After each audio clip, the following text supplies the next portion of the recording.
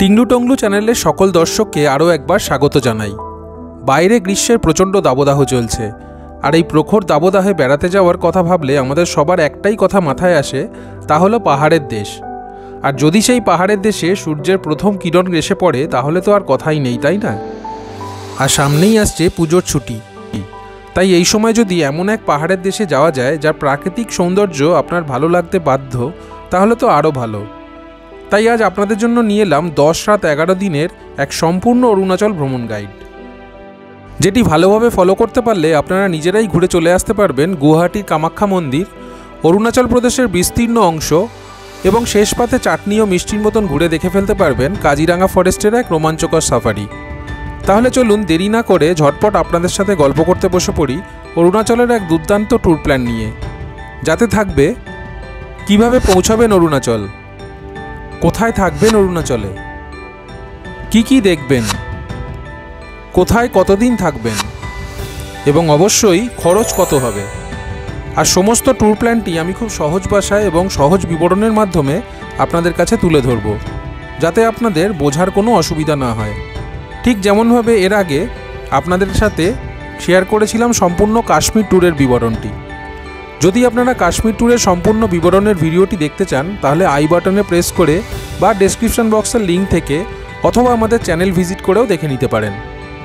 তাহলে চলুন আর দেরি না করে শুরু করি 10 রাত 11 দিনের সম্পূর্ণ অরুণাচল ভ্রমণ গাইড।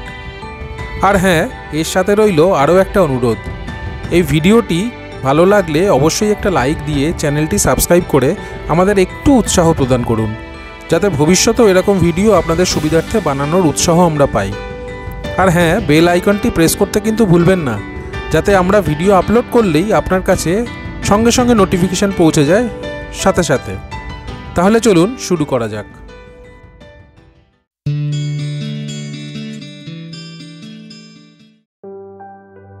ট্যুর প্ল্যান শুরু করার আগে আপনাদের বলে রাখি দুটি গুরুত্বপূর্ণ কথা। সেটি হলো, এই পুরো ট্যুর প্ল্যানটি দেওয়ার হয়েছে দুজনের হিসেব করে, অর্থাৎ টুইন শেয়ারিং বেসিস হিসেবে, আর গাড়ির খরচাও বলা হবে সেই মতো ছোটো গাড়ির হিসেব করেই। ভিডিও শেষে পুরো ট্যুরের পার হেড কস্ট বলা থাকবে, আপনারা সংখ্যায় বেশি হলে সেই মতন হিসেব করে নেবেন। আর হ্যাঁ, সবার সুবিধার্থে এখানে বাজেট প্ল্যানই দেওয়া থাকলো, আপনারা চাইলে আপনাদের সুবিধা মতন কম বেশি করে নিতে পারেন। আপনাদের সুবিধার জন্য চলুন পুরো ট্যুরটিকে আগে আমরা 6টি ভাগে ভাগ করে নেব। 1 হলো হাওড়া থেকে প্রথমে আমরা যাব গুয়াহাটি, 2 গুয়াহাটি থেকে যাব ভালুকপং, 3 ভালুকপং থেকে সমগ্র অরুণাচল, 4 আবার অরুণাচল থেকে ফিরে আসব কাজিরাঙ্গা, এবং 5 কাজিরাঙ্গা থেকে আসব গুয়াহাটি, এবং 6 গুয়াহাটি থেকে আমরা রিটার্ন করব হাওড়া স্টেশন। আর এই পুরো ট্যুরটি করার জন্য আপনাকে ট্রেনে মোট সময় কাটাতে হবে 2 রাত, গুয়াহাটিতে থাকতে হবে 1 রাত, ভালুকপংয়ে থাকতে হবে 1 রাত, অরুণাচলে মোট থাকতে হবে 5 রাত এবং কাজিরাঙ্গাতে 1 রাত, অর্থাৎ মোট আপনাকে 10 রাত 11 দিন এই ট্যুরের জন্য সময় দিতে হবে। এবার চলুন একটু দেখে নিই আমাদের ট্যুরের একদম প্রথম অংশ, অর্থাৎ হাওড়া থেকে গুয়াহাটি এবং গুয়াহাটি থেকে ভালুকপং পৌঁছানোর জন্য আমাদের কত খরচ হবে। গুয়াহাটিতে যাওয়ার সবথেকে ভালো ট্রেন হলো সরাইঘাট এক্সপ্রেস, যেটি বিকেল 4:05 ছেড়ে পরদিন সকাল 10:05 পৌঁছে দেয় গুয়াহাটি স্টেশন। ভাড়া স্লিপারে 520 টাকা এবং থার্ড এসিতে 1365 টাকা। সকাল সকাল গুয়াহাটি পৌঁছে উঠে পড়ুন হোটেলে।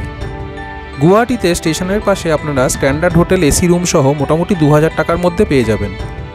তারপর হোটেলে উঠে ফ্রেশ হয়ে লাঞ্চ করে একটি অটো ভাড়া করে সোজা চলে যান কামাখ্যা মন্দিরে। ভাড়া পড়বে 250 টাকার মতন। কামাখ্যা মন্দির পাহাড়ের কিছুটা উপরে অবস্থিত, তাই একটু বিকেল বিকেল গেলে খারাপ লাগবে না।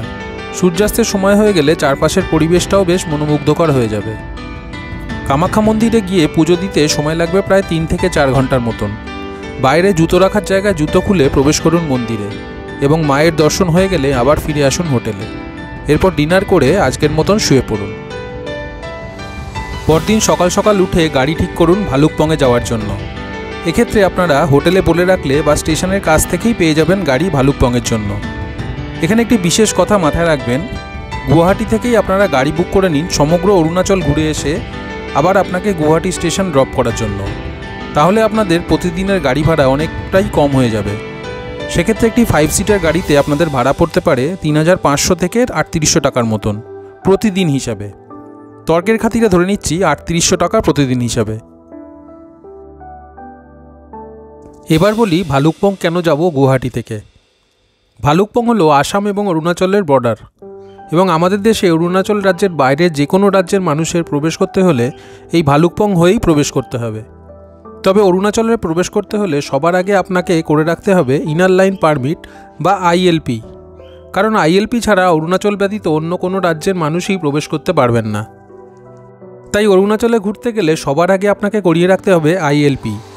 এই আইএলপি আপনারা দুরকমভাবে করতে পারেন, ১ অফলাইনের মাধ্যমে এবং ২ অনলাইনের মাধ্যমে। অফলাইনে আইএলপি করতে গেলে আপনাকে যেতে হবে কলকাতার অরুণাচল ভবনে। সেখানে গিয়ে দরখাস্ত করে নির্দিষ্ট পরিচয়পত্র, অ্যাড্রেস প্রুফ ইত্যাদির সাথে নির্দিষ্ট ফিস জমা করলেই আপনার আইএলপি হয়ে যাবে। আরেকটি হলো আইএলপি, যেটা পুরোটাই আপনি করতে পারবেন অনলাইনে আপনার সুবিধা মতন। অরুণাচল ট্যুরিজমের ওয়েবসাইটে গিয়ে ট্যুরিস্ট পারমিট অপশান থেকে অনলাইনে নিজের পাসপোর্ট, ফটোগ্রাফ, আধার কার্ড এবং নির্দিষ্ট ফিস জমা করে ফেলতে পারবেন আইএলপি। এখন 14 দিনের জন্য আইএলপি করতে গেলে দিতে হচ্ছে প্রায় 500 টাকার মতন। মনে রাখবেন এটি কিন্তু আপনার অরুণাচল ঘোরার এন্ট্রি পাস, এটি ছাড়া কোনোভাবেই অরুণাচলের অন্দরে প্রবেশ করা সম্ভবপর নয়। গুয়াহাটি থেকে ভালুকপংয়ের দূরত্ব প্রায় 242 কিলোমিটার। গুগল ম্যাপে সময় 4.5 ঘন্টা দেখালেও যেতে যেতে প্রায় 5.5 ঘন্টাই লেগে যায়, কারণ রাস্তায় হয়তো 2-3 বার খাওয়ার জন্য দাঁড়াতেই হয়। তাই তৃতীয় দিনে চেষ্টা করুন একটু তাড়াতাড়ি বেরিয়ে ভালুকপংয়ের উদ্দেশ্যে রওনা হওয়ার। গুয়াহাটি থেকে ভালুকপং যাওয়ার রাস্তার পুরোটাই আপনাকে সমতলের ওপর দিয়েই যেতে হবে। তবে দুপাশের রাস্তার প্রকৃতি দেখতে দেখতে যেতে কিন্তু খারাপ লাগবে না, আর রাস্তার কন্ডিশনও খুবই ভালো। আমরা গুয়াহাটি থেকে দেরি করে বেরিয়েছিলাম, তাই আমাদের পৌঁছাতে প্রায় সন্ধে হয়ে গিয়েছিল। এই দিন ভালুকপংয়ে পৌঁছে চেকপোস্টে আপনার আইএলপি চেকিং করে ঢুকে পড়ুন ভালুকপং। এখান থেকেই শুরু হয়ে গেল আপনার অরুণাচল সফরের মূল ধাপ। তবে আজকে ভালুকপং পৌঁছে আর বিশেষ কিছু করার থাকবে না, তাই হোটেলে চেক ইন করে যত তাড়াতাড়ি সম্ভব ডিনার করে পরের দিনের জন্য রেডি হয়ে যান। ভালুকপংয়ে আপনারা 1200 থেকে 1500 টাকার মধ্যে ভালো এসি হোটেল পেয়ে যাবেন। আর যদি মনে করেন আরও ভালো জায়গায় থাকবেন তাহলে ভালুকপং ট্যুরিজম কমপ্লেক্সে থাকতে পারেন। ভাড়া 4000 টাকা থেকে শুরু। তবে শুধু একটা রাত থাকার জন্য এখানে থাকার দরকার খুব একটা পড়বে না। যদি আপনারা ভালুকপংয়ে আরও একদিন এক্সট্রা স্টে করতে চান তাহলে এখানে থাকতে পারেন। এবার চলুন একবার দেখে নিই হাওড়া থেকে গুয়াহাটি হয়ে ভালুকপং অবধি আসার মোট খরচ কত পড়ল। গুয়াহাটি ট্রেন ভাড়া লাগলো 2670 টাকা। ট্রেনে খাওয়া দাওয়ার খরচ দুজনের জন্য ধরলাম 500 টাকা। গুয়াহাটি হোটেল ভাড়া আপনার লাগবে 2000 টাকা মতন। দ্বিতীয় দিন গুয়াহাটিতে খাওয়া দাওয়ার খরচ লাগবে দুজনের 500 টাকা করে ধরলে 1000 টাকা। কামাখ্যা মন্দির যাওয়া আসার অটো ভাড়া লাগবে 500 টাকা। তৃতীয় দিন ভালুকপংয়ের গাড়ি ভাড়া লাগবে 3800 টাকা, যেটা আপনাদের আগেই বলেছিলাম। তৃতীয় দিন সারাদিন আপনার রাস্তায় খাওয়া দাওয়ার খরচ হবে 1000 টাকার মতন। আর ভালুকপংয়ের হোটেল ভাড়া ধরলাম 1800 টাকা। এছাড়াও আনুষঙ্গিক খরচা ধরলাম আরও 500 টাকার মতন। সুতরাং সমস্ত কিছু মিলিয়ে টোটাল খরচা দাঁড়ালো 13,770 টাকা, বা আমরা ধরে নিলাম 14,000 টাকা। অর্থাৎ কলকাতা থেকে গুয়াহাটি হয়ে ভালুকপং পর্যন্ত আসার খরচ আপনাদের হলো 14,000 টাকা।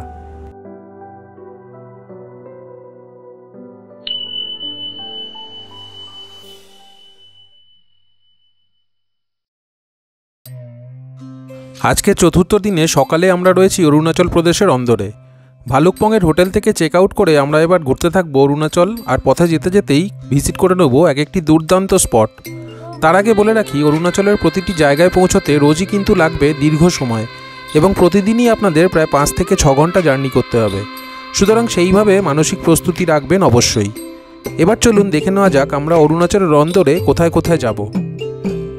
আজকে ভালুকপং থেকে সোজা যাব দিরাং, সেখানে 1 রাত থাকবো। দিরাং থেকে যাব তাওয়াং, সেখানে থাকবো 3 রাত। আর তাওয়াং থেকে যাব বোমডিলা, সেখানে থাকবো 1 রাত।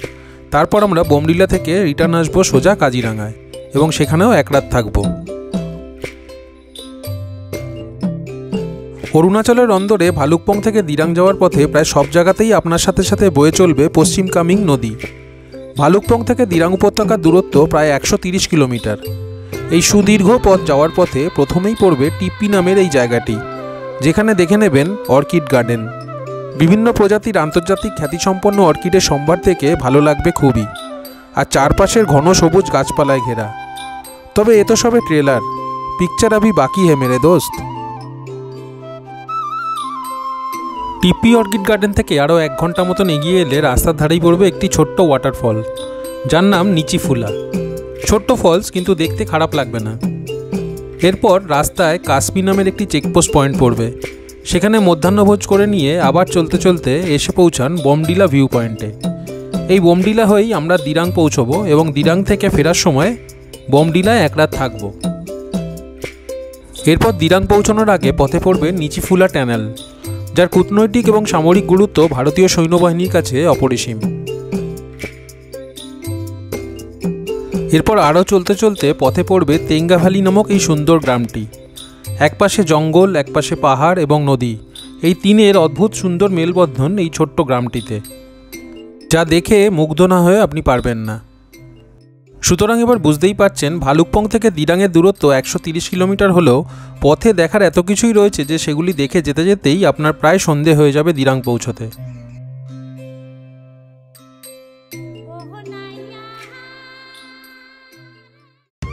পৌঁছে গেলাম দিরাং। দিরাং কিন্তু অনেক ঠান্ডা, এখানে এসি রুমের কোনো দরকারই পড়ে না, উল্টে রুম হিটার লাগতে হতে পারে। দিরাংয়ে আপনারা 1500 থেকে 2000 টাকায় বেশ সুন্দর হোটেল পেয়ে যাবেন। আমরা যে হোটেলে ছিলাম তার ভাড়া ছিল 2000 টাকা এবং ব্যালকনি থেকে ভিউ ছিল এই রকম। দিরাং হলো অ্যাভোকাডো, কিউই এইসব ফলের রাজ্য। এখানে গোটা এলাকা জুড়েই প্রায় সবাই বাগানে অ্যাভোকাডো, কিউই এইসব ফলের চাষ করে থাকেন এবং দিরাং শহরটিও পুরো ছবির মতনই সুন্দর।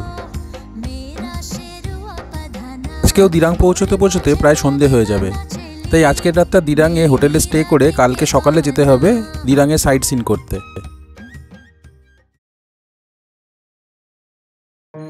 আজকে অরুণাচল ভ্রমণের 5ম দিন। আজকে দিরাং থেকে চলে আসুন দিরাংয়ের মুখ্য আকর্ষণ দিরাং মনেস্ট্রি দেখতে। পাহাড়ের কোলে এক নিদারুণ সুন্দর ভ্যালি এবং তারই মধ্যে রয়েছে দিরাং মনেস্ট্রি। ছবির মতন সুন্দর এই মনেস্ট্রি দেখতে দেশ বিদেশ থেকে বহু পর্যটক আসেন। দিরাংয়ের মুখ্য আকর্ষণ হলো এই দিরাং মনেস্ট্রি।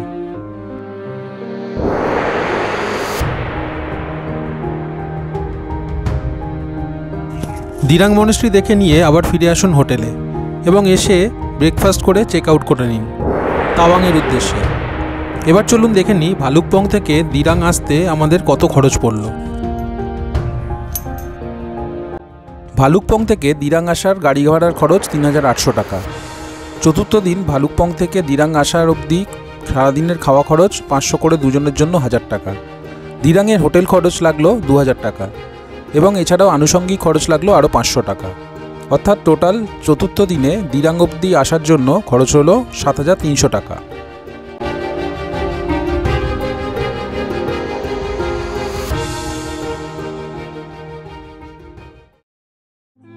এই ট্যুরের 5ম দিনে দিরাংয়ের হোটেল থেকে চেক আউট করে এরপর যেতে হবে তাওয়াংয়ের দিকে।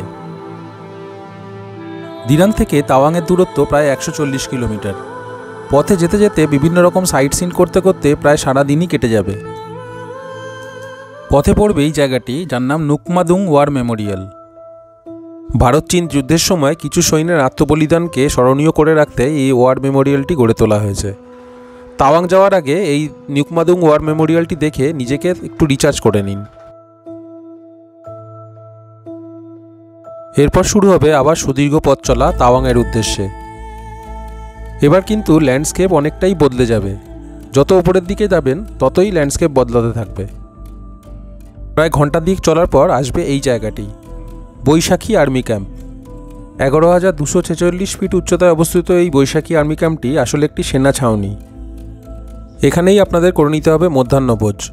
আর্মিদের দ্বারা পরিচালিত ক্যান্টিনে সেরে নিন আপনাদের দুপুরের খাবার দাবার। বাড়ির জন্য কিছু সুভিনিয়ার কেনাকাটা থাকলে এখান থেকে কেনাকাটা করে নিতে পারেন, সেগুলো আর্মিদের দ্বারাই পরিচালিত।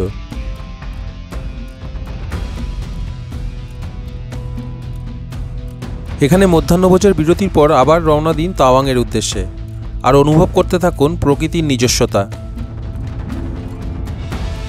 আর এইভাবে চলতে চলতে এসে পৌঁছান প্রায় 14,500 ফুট উচ্চতায় অবস্থিত শেলাপাসে। আর প্রত্যক্ষ করুন প্রকৃতির এক আলাদাই রূপ, কখনো কুয়াশা, মেঘ, কখনো বরফ, আর কখনো চরম হাওয়া। শীতকালে এখানে পুরো লেকটাই বরফে ঢেকে যায়। এই শেলাপাস নিয়েই রয়েছে নানান রোমাঞ্চকর ঘটনা।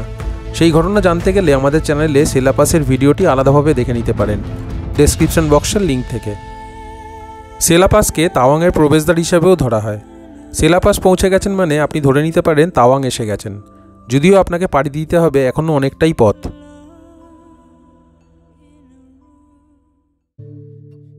তাওয়াং পৌঁছানোর বেশ কিছুটা আগে পড়বে Jaswantgarh war memorial. Rifleman Jaswant Singh রাওয়াতের চীনের বিরুদ্ধে রুখে দাঁড়ানোর এক অসামান্য বলিদানকে স্মরণীয় করে রাখতে গড়ে তোলা হয়েছে এই ওয়ার মেমোরিয়ালটি। ভাগ্য ভালো থাকলে এখানে সৈন্যবাহিনীদের দ্বারা বানানো এক কাপ গরম চায়ে চুমুক দিতে দিতে অনুভব করতে পারেন এখানের প্রকৃতি, আর তার সাথে ঘুরে দেখে নিন এই ওয়ার মেমোরিয়ালটি। এখানে বেলা বাড়ার সঙ্গে সঙ্গে তাপমাত্রাও কমতে থাকে খুব, তাই সাথে শীতের যথাযথ পোশাক রাখবেন, না হলে হাওয়ার দাপটে কাহিল হয়ে যেতে পারেন অনায়াসেই।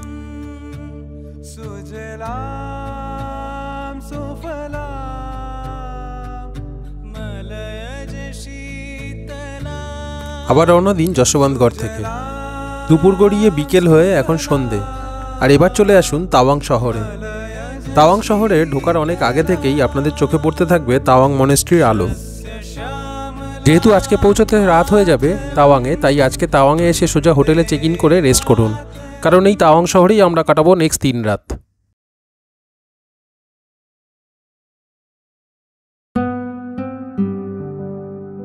সিক্স ডেতে আমরা এখন আছি তাওয়াংয়ে, আর আজকের দিনটি আমাদের কাছে থাকবে রেস্ট ডে হিসাবে। অর্থাৎ লম্বা কোনো জার্নি নয়, শুধু ঘুরবো তাওয়াং এবং তার আশেপাশে। তাওয়াংয়ে চেষ্টা করুন তাওয়াং মনেস্ট্রির ঠিক পাশেই যে কোনো হোটেলে থাকার, তার কারণ এখানে থাকলে আপনি যে কোনো সময় মনেস্ট্রি ভিজিট করতে পারবেন। আবার তাওয়াং মনেস্ট্রির আশেপাশে তাওয়াং শহরটিও খুব সহজেই ঘুরে দেখে ফেলতে পারবেন। সিক্স ডে সকালে রিল্যাক্স করে ঘুম থেকে উঠে ফ্রেশ হয়ে নিন এবং ব্রেকফাস্ট করে বেরিয়ে পড়ুন তাওয়াং মনেস্ট্রির আশেপাশে ঘুরে দেখতে।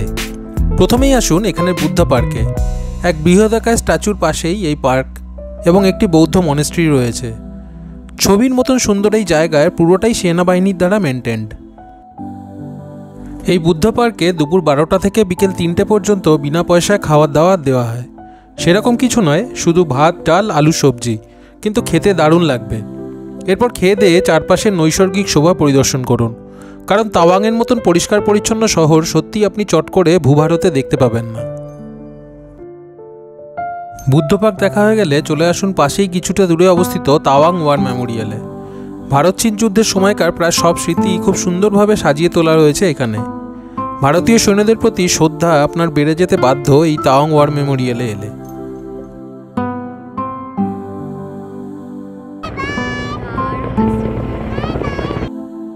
বুদ্ধ পার্ক আর তাওয়াং ওয়ার মেমোরিয়াল দেখে এবার ঝটপট ফিরে আসুন হোটেলে। এখানে মধ্যাহ্নভোজ করে দিয়ে নিন একটি ছোট্ট ঘুম এবং দুপুর গড়িয়ে বিকেল হওয়ার সাথে সাথে চলে আসুন তাওয়াং মনেস্ট্রি দেখতে। পরন্ত বিকেলের আলোয় তাওয়াং মনেস্ট্রি আর এখান থেকে পুরো তাওয়াং শহরের ভিউ আপনার অরুণাচল ভ্রমণকে স্মৃতির মণিকোঠায় রেখে দেবে বহুকাল। তাওয়াং মনেস্ট্রি হল ভারতবর্ষের সর্ববৃহৎ মনেস্ট্রি এবং এশিয়ার দ্বিতীয় বৃহত্তম। বিশাল ব্যাপ্তি এই তাওয়াং মনেস্ট্রির। সত্যি কথা বলতে একদিনে পুরো তাওয়াং মনেস্ট্রি ঘুরে দেখা সম্ভব নয়। সেই কারণে আপনাদের আগেই বলেছিলাম যে তাওয়াংয়ে হোটেল নিন ঠিক মনেস্ট্রির পাশেই, যাতে সময় পেলেই তাওয়াং মনেস্ট্রিতে গিয়ে একটু ঘুরে নিতে পারেন।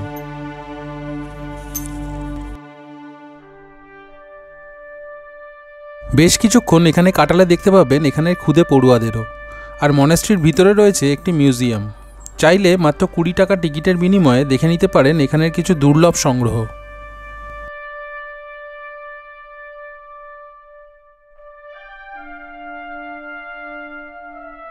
আপনি ভারতবর্ষে যে কোনো প্রান্তের যে কোনো মনেস্ট্রিতেই যান না কেন, তাওয়াং মনেস্ট্রির এই পরিবেশ, ল্যান্ডস্কেপ এবং তাওয়াংয়ের এই নিস্তব্ধতা মুগ্ধ করবেই আপনাকে।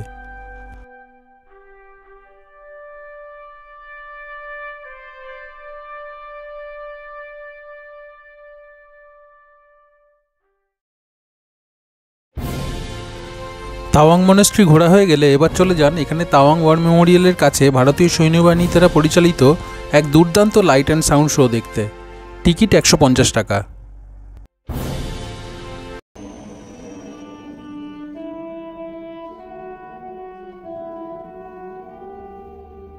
এরপর হোটেলে এসে ডিনার করে শুয়ে পড়ুন এবং পরের দিন সকালের জন্য প্রস্তুত হন। আজকে হবে এই ট্যুরের 7ম দিন। আজ কিন্তু যেখানে ঘুরবেন তার জন্য কিছুটা শারীরিক সক্ষমতা লাগবেই, কারণ আজকে তাওয়াং থেকে আপনাদের যেতে হবে মাধুরী লেক, পিটিসো লেক এবং 17,000 ফিট উচ্চতার বুমলা পাসে, যা হলো ভারত এবং চীনের আন্তর্জাতিক সীমানা। এই মুহূর্তের খুব সেন্সিটিভ জায়গাও বলা চলে। তাওয়াং থেকে বুমলা পাস যাওয়ার জন্য কিন্তু আপনাকে ভাড়া করতেই হবে অরুণাচল প্রদেশের নাম্বার প্লেটওয়ালা গাড়ি। আপনি যদি গুয়াহাটি থেকে আসামের নাম্বার প্লেটওয়ালা গাড়িতে আসেন, সেই গাড়ি নিয়ে বুমলা পাস যাওয়ার অনুমতি কিন্তু মিলবে না। তাই এখানে আপনাকে আলাদা করে গাড়ি ভাড়া নিতেই হবে। সেজন্য এক্ষেত্রে গাড়ি ভাড়া পড়বে 5,000 টাকার মতন। সকাল সকাল ব্রেকফাস্ট করে বেরিয়ে পড়ুন বুমলা পাসের উদ্দেশ্যে। মনে রাখবেন, বুমলা পাস কিন্তু 17,000 ফিটেরও বেশি উচ্চতায় অবস্থিত, তাই অনেকেরই সমস্যা হতে পারে হাই অল্টিটিউড সিকনেসের। সেক্ষেত্রে যে সাবধানতাগুলি অবলম্বন করবেন সেগুলি হলো: 1. পারলে হালকা ব্রেকফাস্ট করুন। খুব বেশি করে খাবার খেয়ে গাড়িতে উঠলে বমির প্রকোপ হতে পারে। 2. সাথে কর্পূর রাখুন এবং নিজের এনার্জি সেভ করে রাখুন। বেশি উচ্ছ্বসিত হবেন না বা উত্তেজিত হবেন না। এবং 3. অবশ্যই চেষ্টা করবেন সেনাবাহিনীর সাথে সহায়তা করতে এবং নিজেকে দায়িত্বশীল ভ্রমণার্থী হিসাবে পরিচয় দিতে। বুমলা পাস যাওয়ার পথে দেখে নিন স্বচ্ছ নীল জলের হ্রদ পিটিসো লেক। এরকম আরও কয়েকটি লেক পড়বে পথে। আর পুরো রাস্তায় যেতে যেতে চোখে পড়বে ভারতীয় সেনাবাহিনীর সক্রিয়তা, শত্রুর হাত থেকে আমাদের দেশকে রক্ষা করার জন্য সদা তৎপর।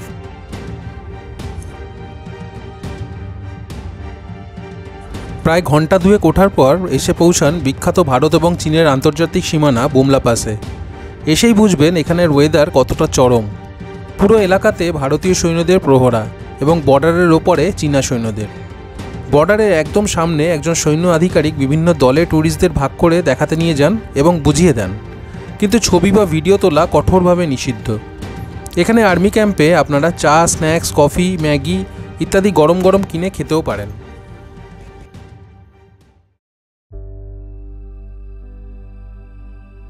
বুমলা পাস দেখা হয়ে গেলে ফিরে আসুন গাড়িতে এবং এবার চলুন মাধুরী লেক দেখতে। মাধুরী লেকে বুমলা পাসের থেকে কিছুটা নিচে। এসে পৌঁছান মাধুরী লেক, বা যার আর এক নাম সাঙ্গেতসার লেক। এই লেকটি ভূমিকম্পের ফলে সৃষ্টি হয়েছিল এবং অভিনেত্রী মাধুরী দীক্ষিত এইখানে কোয়েলা সিনেমা শুটিং করার পর থেকেই লোকের মুখে মুখে এই জায়গাটির নাম হয়ে যায় মাধুরী লেক। খুবই সুন্দর জায়গা। লেকের একপাশে পাহাড় এবং চারিদিকে পাইন এবং দেবদারু গাছ, আর একটা দুর্দান্ত আকাশ, সব মিলিয়ে পিকচার পারফেক্ট ল্যান্ডস্কেপ।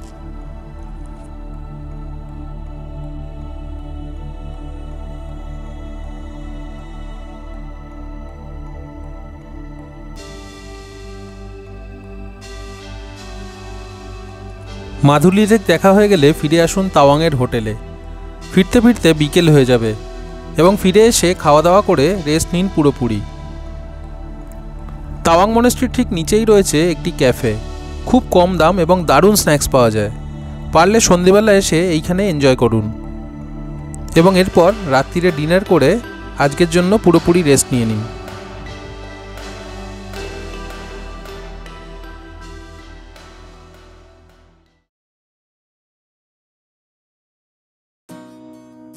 আজকে আমাদের এই ট্যুরের অষ্টম দিন, আর 3 রাত তাওয়াংয়ে থাকার পর আজকে আমরা সকালে ব্রেকফাস্ট করে তাওয়াংয়ের হোটেল থেকে চেক আউট করে যাব বোমডিলা এবং সেখানে আজকের রাতটা থাকবো। কিন্তু তার আগে চলুন দেখে নিই দিরাং থেকে তাওয়াংয়ে হোটেল চেক আউট অবধি আমাদের মোট কত খরচ পড়ল। দিরাং থেকে তাওয়াং অবধি গাড়ি ভাড়া লাগলো প্রায় 3800 টাকা। দিরাং থেকে তাওয়াং আসার জন্য দুজনের খাওয়া খরচ লাগলো প্রায় 1200 টাকা। তাওয়াংয়ে 3 রাত হোটেলে থাকার খরচ লাগলো 2200 টাকা করে, ধরলে 3 দিনের জন্য প্রায় 6600 টাকা। দ্বিতীয় দিন তাওয়াংয়ে আপনাদের খাওয়া খরচ লাগলো দুজনের জন্য প্রায় 1200 টাকা। দ্বিতীয় দিনের গাড়ি ভাড়া লাগলো 3800 টাকা। এবার তৃতীয় দিনে বুমলা যাওয়ার জন্য যে আলাদা করে গাড়ি ভাড়া করতে হবে তার জন্য দিতে হবে আরও 5000 টাকা, এবং ওই একই দিনে যে গাড়িতে আমরা গুয়াহাটি থেকে এসেছি তার ভাড়াও দিতে হবে প্রায় 3800 টাকা। তৃতীয় দিনের খাওয়া খরচ লাগলো দুজনের জন্য প্রায় 1200 টাকা। এছাড়াও আনুষঙ্গিক খরচ 3 দিনে তাওয়াং থাকার জন্য ধরলাম প্রায় 2000 টাকা। অর্থাৎ দিরাং থেকে তাওয়াং এসে তাওয়াংয়ে 3 রাত থাকার জন্য মোট আমাদের খরচ হলো 28600 টাকা। এবার চলুন আপনাদের সবার সুবিধার্থে একবার দেখে নিই এখনও পর্যন্ত তাওয়াংয়ে 3 রাত থাকা অবধি আমাদের মোট কত খরচ হলো। আমরা গুয়াহাটিতে খরচা করেছিলাম প্রায় 14000 টাকা। দিরাং পর্যন্ত আমাদের খরচ হয়েছিল প্রায় 7300 টাকার মতন, আর তাওয়াং পর্যন্ত আমাদের মোট খরচ হলো 28600 টাকা। অর্থাৎ এখনও পর্যন্ত আমাদের ৪৯,৯০০ টাকা বা প্রায় ৫০,০০০ টাকা খরচ হলো গুয়াহাটি থেকে ভালুকপং হয়ে দিরাং হয়ে তাওয়াং আসা অবধি।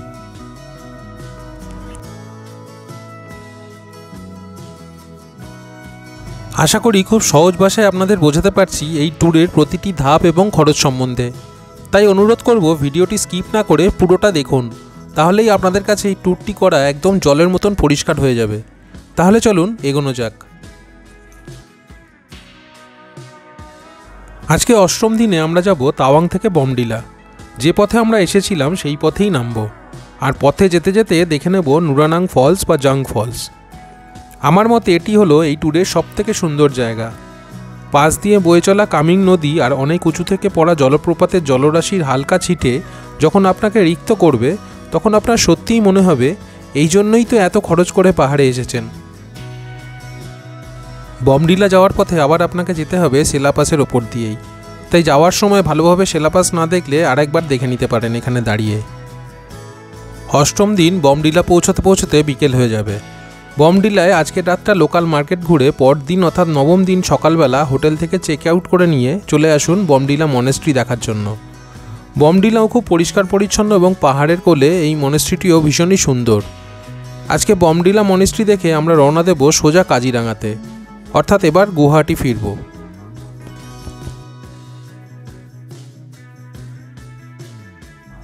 তার আগে চলুন একবার দেখে নিই তাওয়াং থেকে বমডিলা এক রাত থাকা পর্যন্ত আমাদের কত খরচ পড়ল। অষ্টম দিন তাওয়াং থেকে বমডিলার গাড়ি ভাড়া লাগলো ৩৮০০ টাকা। খাওয়া দাওয়ার খরচ দুজনের জন্য লাগলো ১০০০ টাকা। বমডিলার হোটেল ভাড়া লাগলো প্রায় ২০০০ টাকার মতন, এবং এছাড়াও আনুষঙ্গিক খরচ লাগলো আরও ৫০০ টাকা। অর্থাৎ মোট খরচ ধরলাম ৭৩০০ টাকা। বমডিলার ট্যুর শেষ হওয়ার সাথে সাথে শেষ হলো আমাদের সমগ্র অরুণাচল ট্যুর। এবার আমরা যাব এখান থেকে সিধা গুয়াহাটি, কিন্তু তার আগে থাকবো কাজিরাঙা এবং সেখানে এক রাত থাকবো। কিন্তু তার আগে চলুন একবার দেখব সমগ্র অরুণাচল ঘুরে আসতে আমাদের মোট কত খরচ হলো। ভালুকপং হয়ে দিরাঙে এসে এক রাত থাকতে খরচা হলো ৭৩০০ টাকা। তাওয়াংয়ে ৩ রাত থাকতে মোট খরচা হলো ২৮,৬০০ টাকা, এবং বমডিলাতে এক রাত থাকতে মোট খরচ হলো ৭৩০০ টাকা। অর্থাৎ সমগ্র অরুণাচলে ৫ রাত থাকতে মোট খরচ হলো ৪৩,৬০০ টাকা।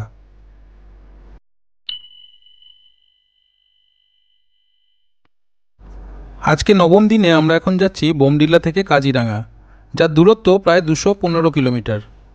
অরুণাচলকে বিদায় জানিয়ে আমরা পৌঁছে গেলাম কাজিরাঙা।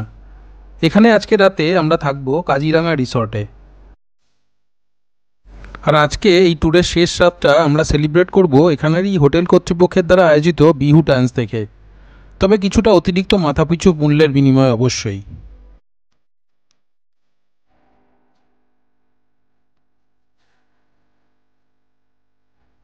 আজকে দশম এবং শেষ দিনে সকাল সকাল উঠে ব্রেকফাস্ট করে আমরা করে নেব কাজিরাঙা সাফারি। কাজিরাঙা সাফারি আগে থেকে অনলাইন বুক করা যায়, অথবা হোটেলে বললে তারাই অ্যারেঞ্জ করে দেয়। সেক্ষেত্রে প্রতি সাফারি গাড়ির জন্য আপনাকে দিতে হবে ৪,২০০ টাকা করে, যদিও সরকারি রেট ৩,২০০ টাকা প্রতি গাড়ি। সাফারি করে ফিরে এসে লাঞ্চ করে হোটেল থেকে চেক আউট করেই আমরা রওনা দেব গুয়াহাটি স্টেশনের উদ্দেশ্যে। কাজিরাঙা থেকে গুয়াহাটি পৌঁছতে সময় লাগবে প্রায় ৬ থেকে ৭ ঘন্টার মতন। আর রাতে গুয়াহাটি স্টেশনে গিয়ে ধরে নিতে পারেন কাঞ্চনজঙ্ঘা এক্সপ্রেস, আর কাঞ্চনজঙ্ঘা এক্সপ্রেসে উঠে পরের দিন সন্ধ্যাবেলা ফিরুন হাওড়া স্টেশন। এবার চলুন দেখে নিই এই ট্যুরের একদম শেষ পর্যায়ে এসে কত আমাদের খরচ হলো। বমডিলা থেকে কাজিরাঙার গাড়ি ভাড়া লাগলো ৩৮০০ টাকা। কাজিরাঙার হোটেল ভাড়া ২৫০০ টাকা। সারাদিনের খাওয়া দাওয়া লাগলো দুজনের জন্য ১০০০ টাকা। বিহু ড্যান্স দেখার জন্য খরচা হলো ১০০০ টাকা। কাজিরাঙা সাফারি করতে খরচা হলো ৪,২০০ টাকা। কাজিরাঙা থেকে গুয়াহাটি পর্যন্ত গাড়ি ভাড়া লাগলো ৩,৮০০ টাকা, এবং গুয়াহাটি থেকে ট্রেনে হাওড়া অবধি ভাড়া লাগলো দুজনের ২৫৬০ টাকা। অর্থাৎ টোটাল খরচ হলো ১৮,৯৬০ টাকা বা ১৯,০০০ টাকা।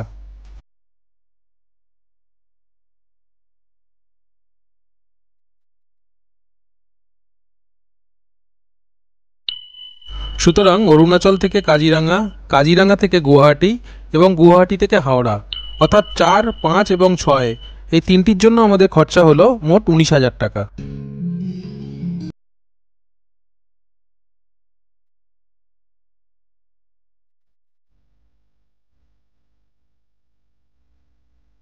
সুতরাং এই ট্যুরের জন্য আমাদের মোট খরচ হলো ৭৬,২০০ টাকা বা ৭৬,০০০ টাকা দুজনের জন্য। অর্থাৎ একে ২ দিয়ে ভাগ করলে আসছে ৩৮,০০০ টাকা প্রতিজন হিসাবে। আশা করি আপনাদের সহজ ভাষায় বোঝাতে পারলাম 11 দিন 10 রাতে কলকাতা থেকে কিভাবে কামাখ্যা, অরুণাচল এবং কাজিরাঙা ট্যুর করা যায় এবং খরচই বা কত পড়ে। যদি আপনাদের এই ভিডিওটি ভালো লেগে থাকে তাহলে দিয়ে দিন একটি লাইক এবং টিংলু টংলু চ্যানেলটি সাবস্ক্রাইব করে বেল আইকনটি প্রেস করে রাখুন পরবর্তী ভিডিওগুলির নোটিফিকেশন পাওয়ার জন্য। ভালো থাকবেন সবাই আর টিংলু টংলুকে সাপোর্ট করবেন। ধন্যবাদ।